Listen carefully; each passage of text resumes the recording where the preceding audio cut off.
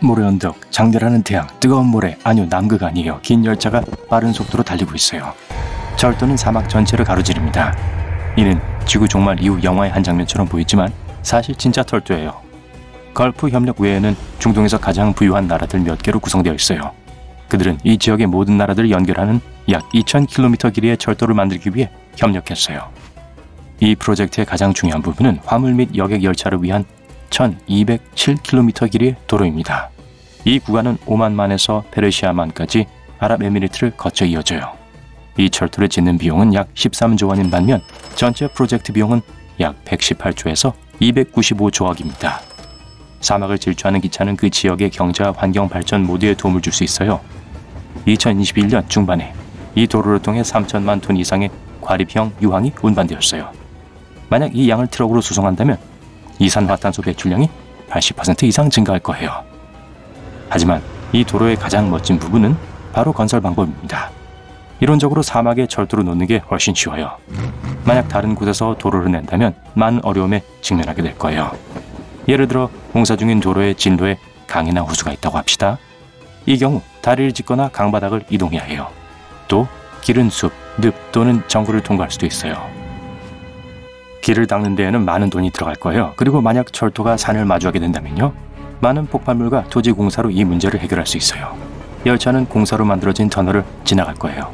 하지만 산맥 전체의 안정성을 깨뜨릴 위험성이 있죠. 거대한 바위가 떨어져 터널을 막을 수도 있고요. 길을 지우는 것은 많은 문제를 수반하지만 사막에 있다면 이 모든 것들을 피할 수 있습니다. 숲, 강, 호수가 없으니까요. 사실 엄청나게 평평한 영역이 있어요. 하지만 여기에는 모래가 많아요. 그리고 이게 큰 문제죠.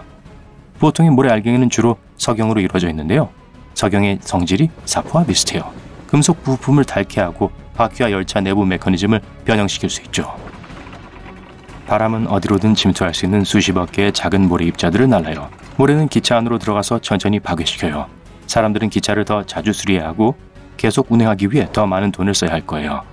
모래는 바퀴와 철로 모두 닳게 하니까요. 하지만 이게 사막에 처음 생긴 철도는 아니에요. 다른 도로의 기술자들은 모래 문제를 해결하기 위해 모래 언덕을 진흙으로 바꿨어요. 모래는 굳어져 도로의 필수 구간으로 변했습니다. 또 건축업자들은 초목의 벽을 만들었어요. 철로를 따라 나무를 심었죠. 나뭇잎과 나뭇가지들이 모래를 차단해주고 모래가 기차 안으로 들어가는 걸 막아주죠. 이번엔 모래 문제를 해결하기 위해 엔지니어들은 독특한 모래 여과 시스템을 개발했어요. 또 건설 중 또 다른 큰 문제점은 열기예요. 낮 동안에는 온도가 48도까지 올라갈 수 있어요. 만약 이렇게 열받은 모래 위에 계란을 올려놓는다면 금방 익어버릴 거예요. 건설하는 동안 사람들은 중금속과 돌 부품들로 작업을 하고 용접과 전기톱을 사용해요. 이 모든 것들이 추가적인 열을 발생시키죠. 그래서 일의 많은 부분이 밤에 진행돼요. 하지만 그것도 충분히 시원하지 않아요. 밤의 온도는 30도까지만 떨어져요. 이 프로젝트의 주요 부분은 철도만이 포함되어 있지는 않아요. 일반 4차선 도로도 사막을 통과할 거예요. 추정시에 따르면 2050년까지 매년 약 800만 명의 승객들이 이 철도를 이용할 거예요. 자, 이제 미국으로 가볼게요. 캡슐 같은 열차가 진공관 안에서 시속 1200km로 여행하는 걸 상상해보세요. 여러분과 20명의 다른 승객들이 캡슐 안으로 들어가요. 내부는 우주선과 비슷해요. 여러분은 의자의 뒤로 기대는 자세로 안전벨트를 맵니다. 여러분은 완전히 일어설 수 없고 자리를 떠날 수 없어요. 하지만 여러분은 화장실에 가고 싶어하는 속도보다 더 빨리 목적지에 도착할 거예요. 모든 승객들은 자리에 앉아 있어요. 캡슐 문이 닫힙니다. 5, 4, 3, 2, 1, 출발! 바로 지금 음속보다 빠른 속도로 가속하고 있어요. 총알보다 더 빨리 질주하고 있는 거죠. 만약 옆에서 이 열차를 본다면 눈을 깜빡이는 것보다 더 빠르게 지나갈 거예요. 다행히도 캡슐 안에서는 이 속도를 느끼지 못해요. 비행기를 탈 때와 비슷한 약간의 압력만을 경험하게 됩니다. 현재는 아직 이런 열차는 세계에 없어요. 하지만 이 기술은 개발 중에 있어요. 이 기술을 하이퍼루프라고 부르죠. 하이퍼루프 열차는 공기역학적 쿠션과 진공 펌프의 강력한 작동 덕분에 운용될 수 있어요. 여러분이 에어하키를 한다고 상상해보세요. 퍽이 경기장 쉽게 날아다니죠? 그 이유는 경기장 곳곳에 있는 작은 구멍들 덕분에 가능한 거예요. 그 구멍들은 표면에 얇은 공기층을 만들어냅니다. 퍽은 필드 자체에 닿지 않고 공중에 뜨죠. 마찰력도 없어요. 하이퍼루프도 비슷한 방식으로 작동됩니다. 에어제트는 관에 위치하는 게 아니라 캡슐 자체에 위치해 있어요. 그래서 캡슐 벽과 관 사이에 아주 작은 공간이 생겨요. 그리고 전기 모터의 도움으로 기차가 움직일 거예요. 마찰력 문제는 해결됐어요. 다음 문제는 공기 저항이에요. 공기 밀도가 너무 높으면 어떠한 큰 물체도 빠른 속도로 움직일 수 없어요. 그 뜻은 여러분이 말 그대로 공기의 충돌에 속도가 제한된다는 말이죠. 예를 들어 비행기는 지상보다 공기 밀도가 훨씬 낮은 고도에서 비행해요. 그래서 하이퍼루프가 관 안에서 움직이는 거예요. 이 경로의 특정 구역에 특수 펌프가 배치되어 있어서 공기를 펌프로 내보냅니다. 하지만 완전히 아니에요. 왜냐하면 에너지 소비가 많이 필요하기 때문이에요. 또 캡슐의 코에 특별 팬을 설치하는 아이디어도 있죠. 그러면 공기 쿠션을 개선해주면서 캡슐 아래로 들어오는 모든 공기를 이동시킬 거예요. 진공열차의 움직임은 공압 레일이 작동한 것과 다소 유사해요. 아마 영화에서 본 적이 있을 거예요. 투명한 관들이 건물 전체를 통과하는 거예요. 소포와 편지들이 빠른 속도로 이 관들을 통과하죠. 이 진공열차 위에는 전체 시스템을 재충전하기 위한 대형 전지판이 관 위에 있을 거예요. 얼핏 봤을 땐 이 아이디어는 단순하고 기발해 보이지만 개발 초기에는 작은 문제점이 발생했어요. 공기 쿠션은 항상 관과 캡슐 사이에서 아주 정확한 거리를 유지해야 합니다. 하지만 먼 거리에는 그렇게 유지하는 게 쉽지 않아요. 관에 금이 가거나 부딪히거나 돌이 있거나 하면 구조물 전체가 망가질 수 있거든요. 작은 지진으로도 재앙이 일어날 수 있죠. 이 문제는 자기 부상으로 해결할 수 있어요. 냉장고에서 자석 2개를 떼서 함께 붙여보세요. 저항이 느껴지나요? 이 원리에 따라 많은 도시에서 자기 부상 열차들이 운행되고 있어요. 하지만 자력으로 무거운 차를 지탱하기 위해선 자석을 엄청난 양의 에너지로 충전해야 해요. 또 냉각될 필요도 있죠. 그렇게 하려면 돈도 많이 들기 때문에 자기 부상은 세계적으로 그렇게 인기가 있진 않아요. 자, 이제 캄보디아로 갈게요. 이곳을 지나가는 기차는 느리고 현대 기술이 없어요. 모험을 위해서만 탈 가치가 있죠. 놀이 열차에 오신 걸 환영합니다. 사람들이 대나무로 넓은 가판을 만들어서 바퀴가 달린 네모난 들 위에 가판을 올렸어요. 이런 수제 기차에 여러분은 오래된 철도를 따라 캄보디아의 정글을 통과하죠. 이런 여행은 마치 광산 터널에서 타는 카트 여행과도 같아요. 이 기차의 가장 멋진 점은 여러분이 직접 작은 기차차를 만들 수 있다는 거예요. 그냥 오토바이나 보트에 있는 모터를 쓰면 됩니다. 노를 사용해 가속을 할 수도 있어요. 현지인들은 4일 안에 이런 자동차를 만들 수 있어요. 시속 50km로 다음 정거장에 도착할 수 있죠. 정글과 뜨거운 태양을 지나가면서 눈 덮인 스위스에서 휴식을 취할게요. 여러분은 빙하트급 열차에 올라타요. 이 열차는 세계에서 가장 아름다운 철도 노선 중 하나를 따라가요. 파노라마 창문이 있는 화물 기차가 있고 그 창문으로는 진짜 겨울 동화 같은 풍경을 볼 수 있습니다. 흰 초원, 언덕, 눈 덮인 마을, 얼어붙은 호수 말이에요. 꽉 잡으세요. 고속열차와 일반 열차인 여러 가지 이유로 안전벨트가 없어요. 우선 사람들이 벨트를 안 써요. 그리고 아무도 감시 안 하죠. 비행기는 난기류 동안 우리를 안전하게 지켜줄 안전벨트가 있어요. 자동차에는 비상제동이나 더 심한 경우에 우리를 구해주기 위해 안전벨트가 있지만요. 사람들은 어디론가 편안하게 가기 위해 기차표를 사요.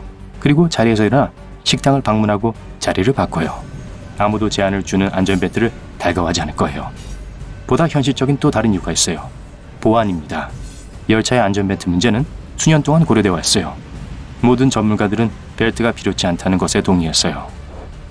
충돌 테스트 더미로 가득 찬 열차를 상상해보세요.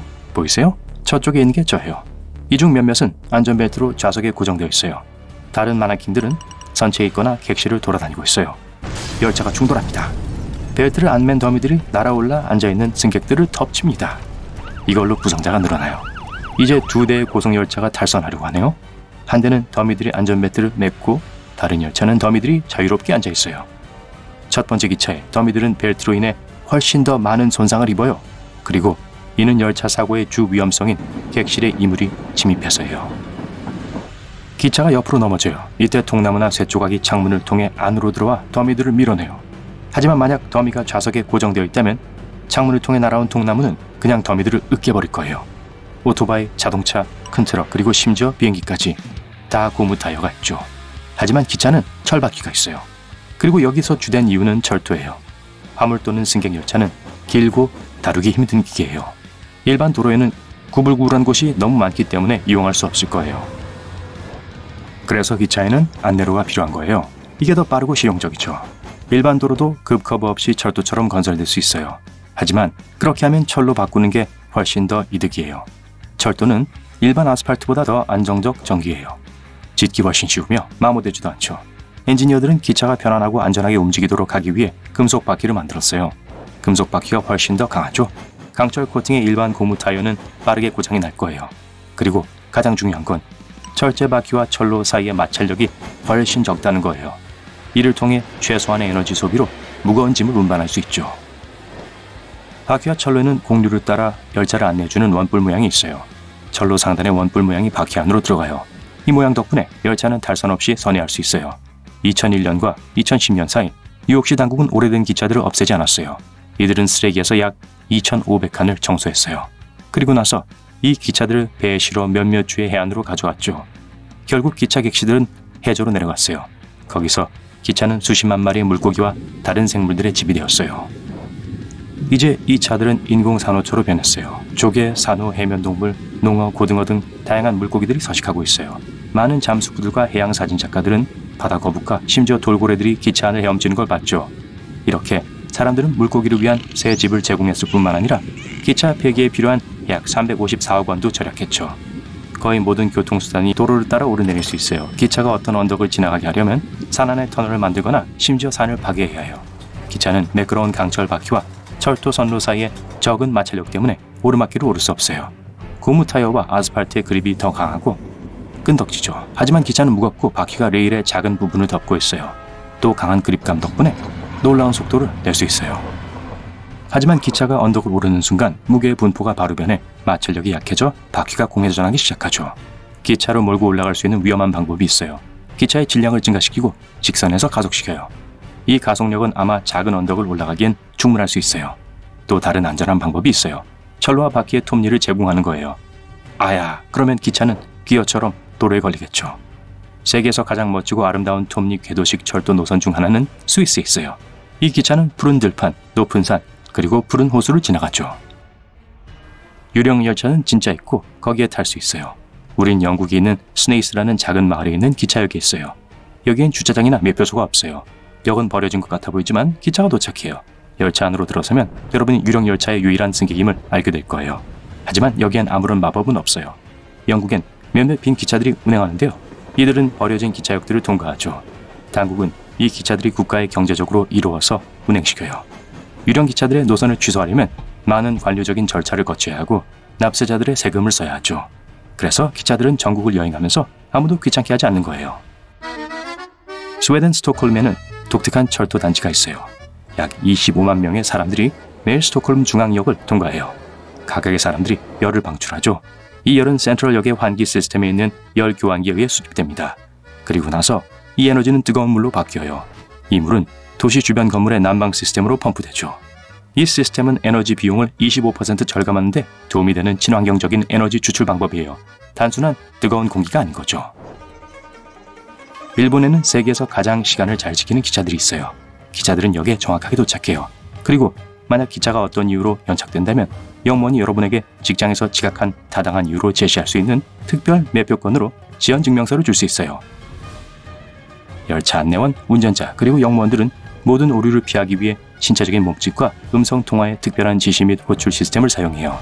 승객들 또한 각 역에서 탑승 절차를 빠르게 진행할 수 있도록 도와주면서 굉장히 엄격한 규칙을 따르죠. 일본은 또 세계에서 가장 빠른 기차가 있어요. 이 자기부상은 시속 602km의 속도를 내요. 이 속도는 포뮬러1 경주용 자동차보다 거의 1.5배 더 빠른 거예요. 다른 기차와 달리 바퀴가 없어요. 이 기차는 자기 쿠션을 사용하죠. 무거운 마찰을 자기력을 지탱할 수 있게 거대한 에너지로 이 자석을 충전해줘야 합니다. 그리고 나서 또 냉각될 필요도 있어요. 여기엔 많은 비용이 들기 때문에 자기부상은 세계적으로 그리 인기가 없는 거예요.